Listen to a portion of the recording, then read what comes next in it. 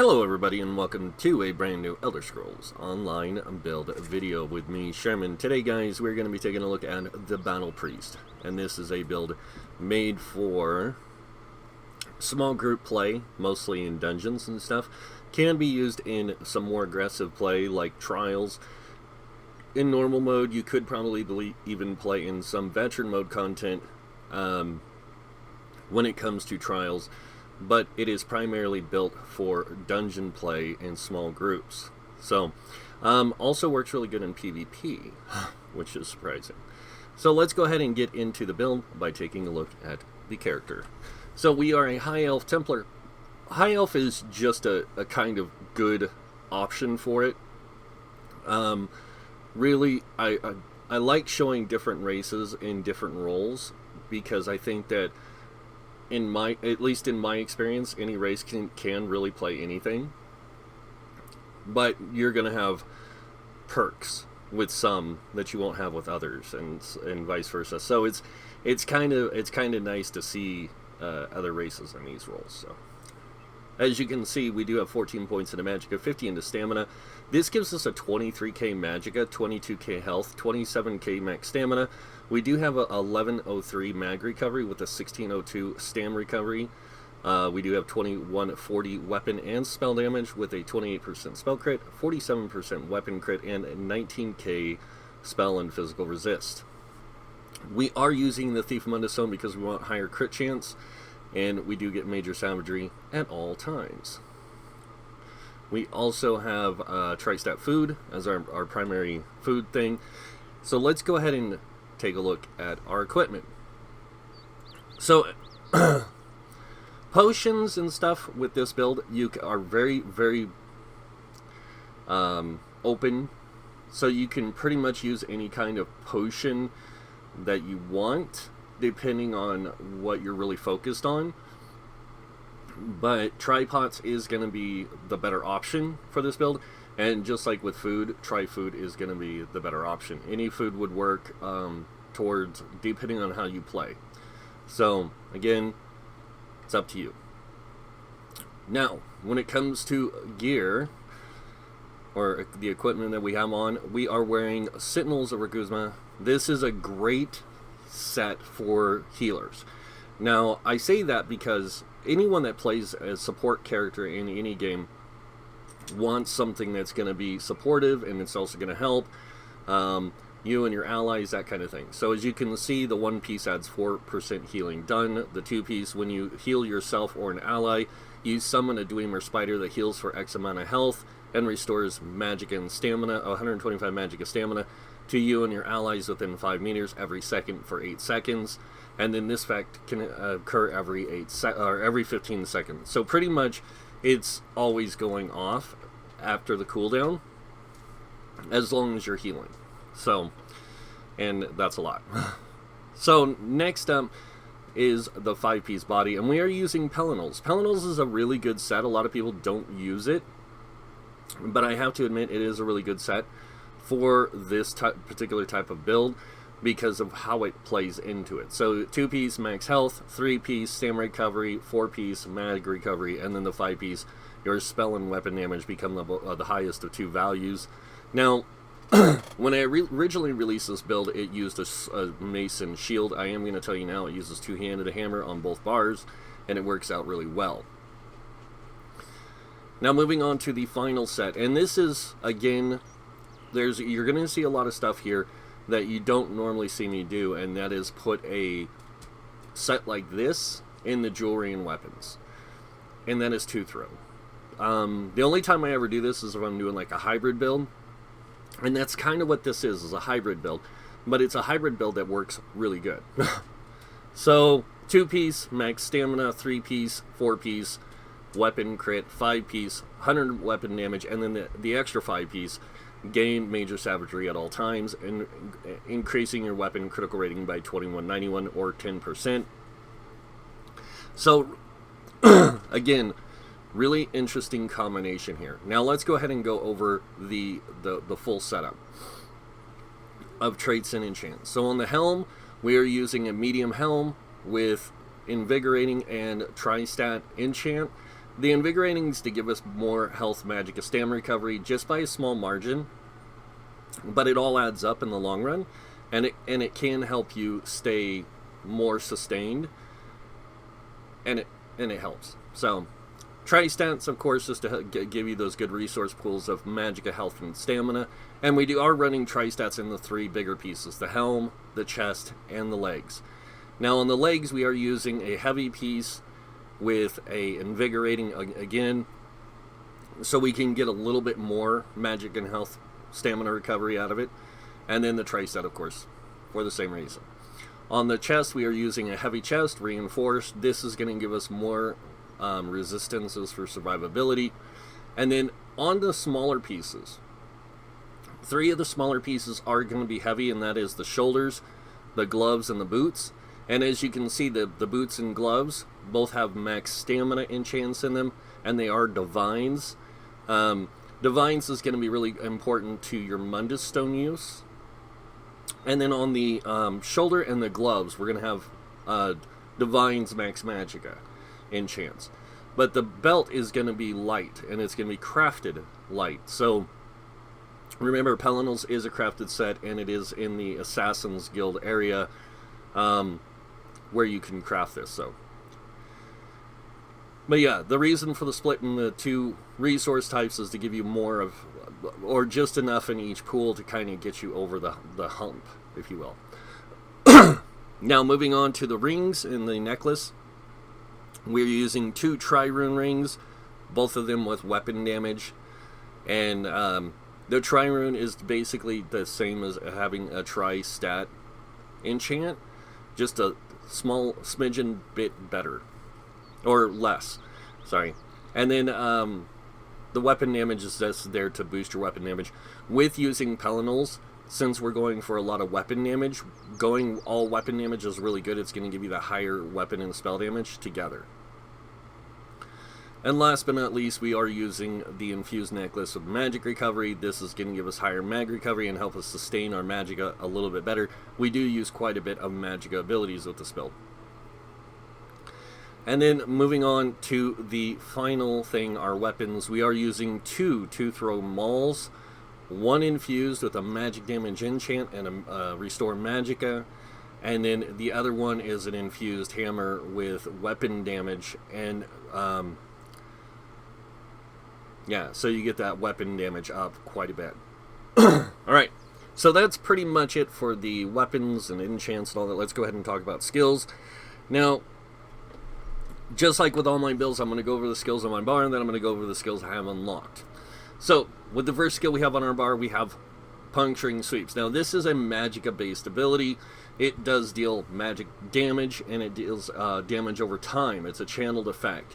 But it also heals you for 45% of the damage it's done during that time. So, it's a really good way to stay in with health, and it's a nice way to deal some damage. The next one we have here is Reflective Light. This will give you actually some interesting stuff. So it deals flame damage to up to 3 targets, and it deals flame damage over a certain amount of time. And then on top of that, it also, upon activation, gives you Major Prophecy, increasing your spell critical rating by 2191. So you actually get about a 30%, almost 40% spell critical, which is nice. Or a little over, almost 40% spell critical. Then the next thing we have is Brawler. Brawler's a really good ability because you hit multiple enemies for so much damage each. And then on top of that, when you do that, you also gain a damage shield for 4,164, but that shield strength grows by 50% for each enemy hit, up to a maximum of 300%. Next ability we have is Echoing Vigor. This is just a great support heal. So you throw this out, and it's going to heal you and your allies for X amount of health over 10 seconds. And this is based off of your weapon damage. So this is a stamina-based ability. And so max weapon damage, max stamina. Next ability is Rally. This is a great heal, but it also gives you Major Brutality and Minor Endurance. So it gives you both stamina recovery and the weapon damage when you activate it.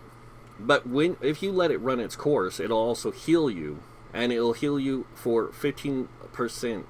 Or the final heal is increased by 15% every second to a maximum of 300. Now it starts out at 3028, but it can get really high really fast because the heal is also based off your max weapon damage and max stamina. Next is our ultimate, and we have Solar Disturbance. This is a great ability. It's kind of like just a really good overall group support ability. So this deals damage every second for 10 seconds. It also applies major maim, reducing enemy damage by 30%, and and it'll persist applying major maim for 6 seconds after the enemies leave it. It's also a great synergy. Alright, moving on to the back bar. First ability we have is called Stampede. This is a great AoE damage ability because you'll charge an enemy and you'll deal X amount of damage to them. And then after reaching the target, you sunder the ground beneath them, dealing physical damage to all enemies in the area every second for 10 seconds. This is how you're going to keep your weapon damage enchant going. Next ability is Blazing Spear. This is a great resource giving tool, but it's also a good damage over time tool. So it deals damage up front, it deals damage over 10 seconds, and then it's also a great synergy. And anyone who activates the synergy for this will get either magic or stamina, whatever is higher, and they get almost 4k. Then we have Ritual of Retribution, great damage ability and heal at the same time. So this deals damage and it heals in a 12 meter radius around you. It also cleanses you of 2 negative effects, and it also gives your allies a synergy that they can activate to do the same thing and heal themselves. And it does scale off your highest offensive stat. Then we have Radiant Aura. This is a great way to apply Magic of Steel to multiple monsters. And Magic of Steel is really good because it gives you 300 Magicka every time you do damage to an enemy. So you got to remember, you're doing damage with multiple things and damage over time. So this is going to help you sustain really well because you're going to be hitting those multiple enemies. So really good way to keep your magic sustained. And then on top of that, you do get Minor Fortitude, Minor Endurance, and Minor Intellect, which increases health, magic, and stamina recovery on this back bar. And that's constant. As long as you're on this back bar and this skill is here, you'll get that. Sorry, don't mean to keep clearing my throat. Next ability is Restoring Focus. Now this will give you major resolve, increasing physical and spell resist by 5,280 for the duration of 20 seconds. And then every second that it's active, you get 240 stamina. And then of course if you stand inside the circle, you get increased physical and spell resistance. Last but not least is our other ultimate, Remembrance. This is a great healing one, and it also casts major protection on you. So this deals a heal every second for 4 seconds. It's a very powerful heal. You gain major protection, reducing damage you take by 30% for 10 seconds. You cannot move while channeling this, but you are immune to all disabling effects. So it's a really good, powerful ability. Now, going over the skills I have unlocked for the class, I do have Empowering Sweeps. This is a great physical damage ability, and it also gives you Empower when you use it. It's just, to me, it's a really good trash clearing ability, and it's super cheap. Then you have Puncturing Sweeps, which we already discussed, and then Binding Javelins. This is a stamina javelin. This is a really good knockback and stun. Or stun ability that you can use. And then of course we have Explosive Charge. This is another good ability. It deals damage in an area of effect. When you use it, it can also interrupt and set enemies off balance and stun them if they're casting. Then we have Blazing Spear. I already explained that. And then Blazing Shield. This is a great shield that the Templar gets. It absorbs damage and it redirects damage back to the enemy after the shield expires. And then, of course, we do have all the passives. Now, Dawn's Wraith, we have just Solar Disturbance, Reflective Light, Solar Barrage, great AoE damage ability, Purifying Light, great heal, also does damage stacking that you can do, and then Unstable Core is really a decent ability. if you know how to use it properly. And then Radiant Core, also, or Radiant Glory, is a really good damage over time channel ability with a decent heal. And of course we do have all the passives. And then Restoring Light, Remembrance, Breath of Life, Ritual Retribution, Radiant Aura, Ritual Retribution, or Ritual Rebirth, sorry, Radiant Aura, Ritual Retribution, and Restoring Focus. These two are just heals. One is really good for like burst healing, and the other one's really good for burst healing, but it's super expensive, so you have to be careful when using that. On to weapons, we are using two-handed, so we have Onslaught. This is a great ability or tool to use. We do have Wrecking Blow, we do have Stampede, Brawler, Reverse Slice, and Rally.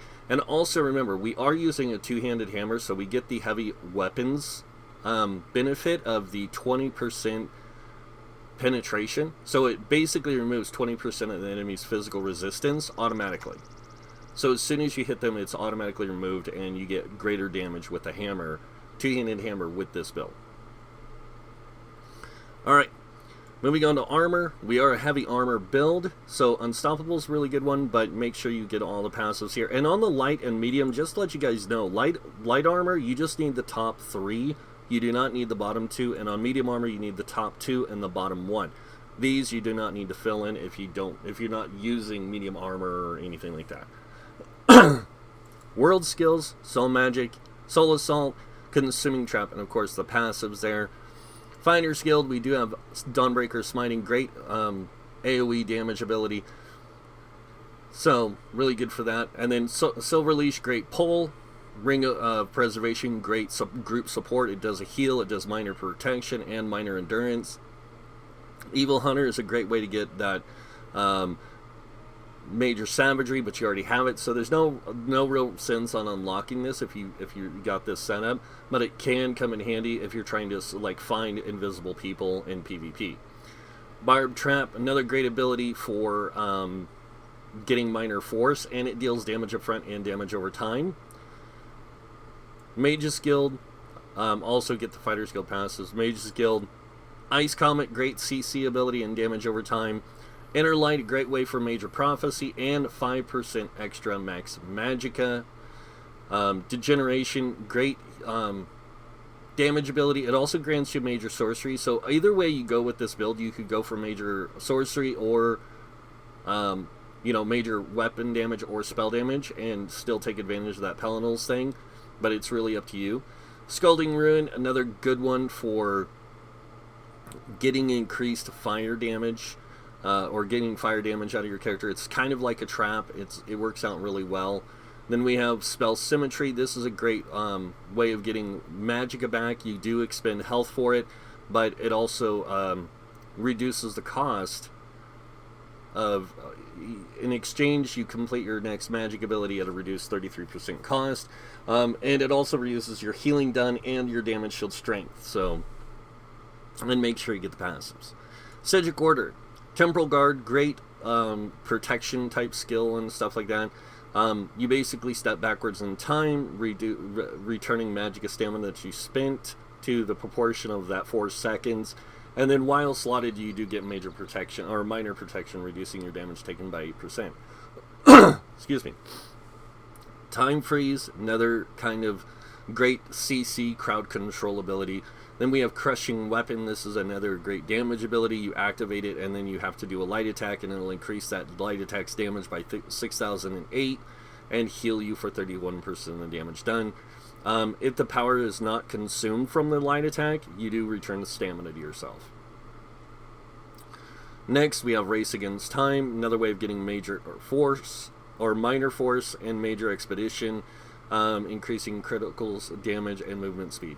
So it's really good for that, and it also removes all snares, mobilizations, and grants you immunity to them for 2 seconds. Min Spirit is a great heal. It also gives the major resolve, physical and spell resistance. Deep Thoughts is a great way of returning resources, and of course make sure you get the passives. Undaunted skill line.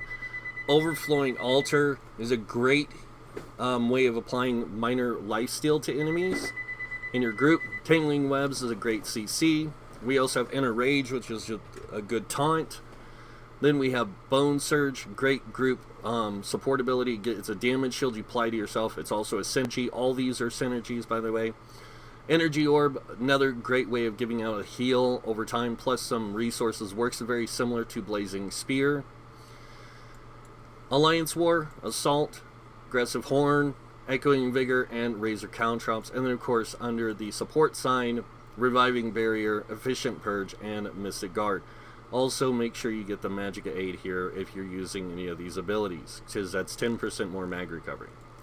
Racials, High Elf. So we get Spell Recharge. When you activate a class ability, you restore X amount of magic or stamina based on whichever is lower.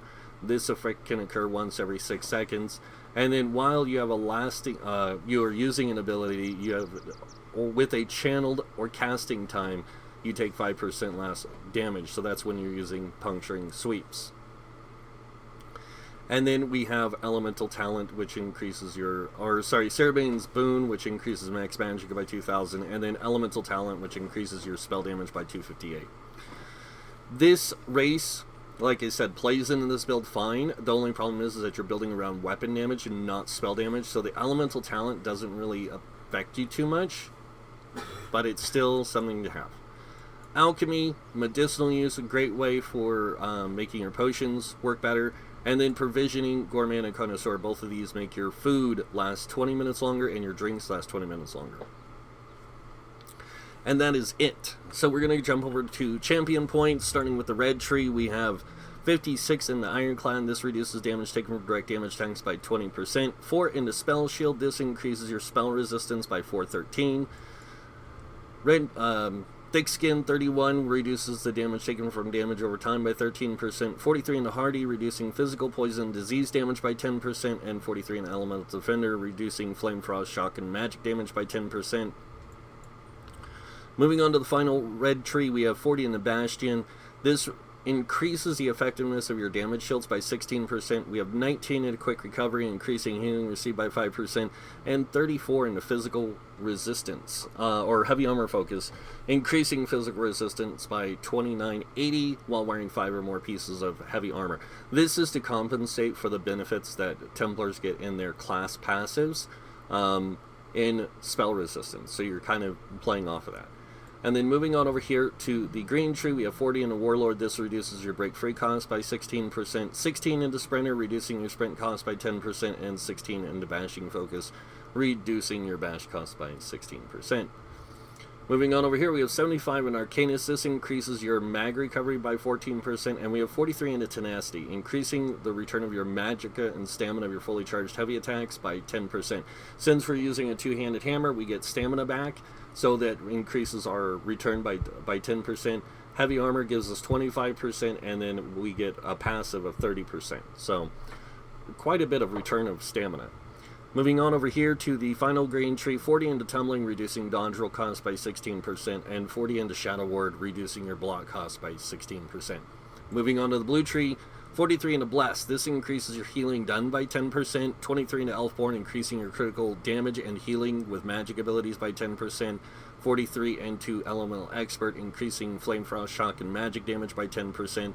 And then moving on to the middle tree here, we have 35 into Physical Weapon Expert. This increases your light and heavy attacks with all stamina weapons. So that's one-handed and shield, two-handed, dual wield, and bow, and werewolf forms by 20%. Mastered Arms, 40 points. This increases all direct damage done with direct damage attacks by 16%. And then finally, the final blue tree, 43 into Mighty. This increases physical poison disease damage done by 10%. 23 into Precise Strikes, increasing your critical damage and critical healing with stamina abilities by 10%. And then 20 into Thaumaturge. This increases your damage done with damage over time effects by 9%. Alright, now that I've done that, let's go ahead and see this build in action. Now, I did start in my house, because I was going to talk about something else, but I got to jump over to the dungeon. I do apologize for that. We are going to use the Depths of Malatar. I do hear a lot of people ask me things about the like, why do you keep using Depths of Malatar? Why don't you use some other dungeons? Or the newer dungeons? It's basically ease of access. So getting to the first boss encounter is super easy. And plus you got two trash packs to fight to get there. So it kind of gives you this idea of how it'll work in a dungeon environment. So let's go ahead and get our stuff going. We're going to go ahead and head in here to take on this dungeon by a little bit. Now you got to remember, this is a high elf, so it's not going to be quite as powerful as, say, somebody like a dark elf might be, or a Khajiit in this kind of setup because of being a hybrid. But we do still have some really cool stuff that we can do.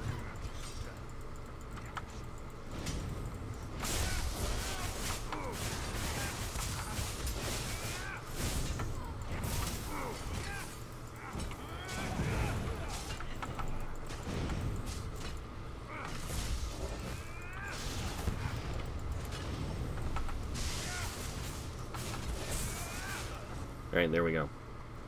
Moving on to the next group, next pack of enemies.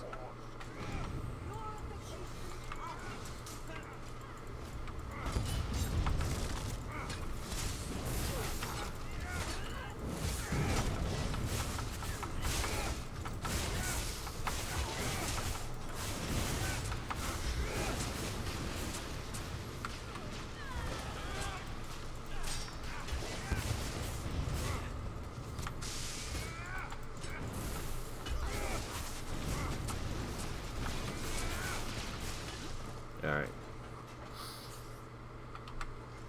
Now, if you wanted to, you could use biting jabs instead of puncturing sweeps, but remember, you're going to lose the healing effect that you would get otherwise, so. You're going to see I do my spells backwards here. A lot of my abilities, and that's because I'm trying to keep my shield up as much as possible.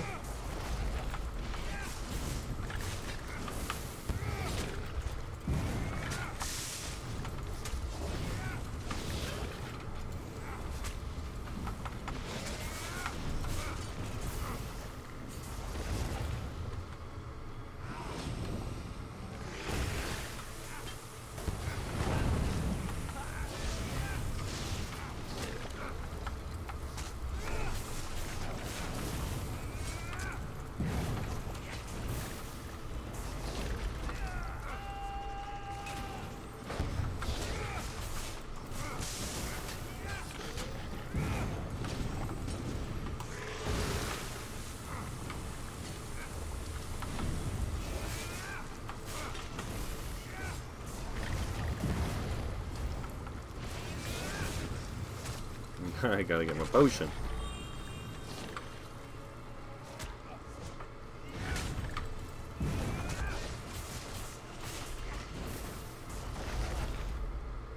Alright, now I'm gonna go ahead and let him kill me because he deserves that opportunity to kick my butt. If I can get into it out of the healing area here of my super awesome pet thing. But that's pretty much the build. I mean, it's a really fun build if you're looking for something a little different, a little more unique in the idea of, hey, I want something that's gonna help me get, just have some fun, pretty much, like I said. And you can play healer with this, which is really nice. You just equip the inner light, you equip a bunch more heals and things like that. And you can sustain with magicka, no problem. Stamina you have a little bit more trouble with because you have to heavy attack quite a bit with this build, but it works out in the long run because you can heavy attack every so often. You're going to be focusing, like I said, more on magicka stuff and less on stamina. The stamina is just there for the purpose of having that extra stamina for the vigor and the other things. So really unique build again in how it plays. It works out really well. And that's pretty much it. I hope you guys liked the build. If you did, you guys know what's coming next. Go ahead and hit that like button. If you guys want to see more builds or more videos by me or other builds by me, you can subscribe. Other than that, I want to thank you all for watching. Until next time, have a wonderful day. And this guy might see you in game. Bye.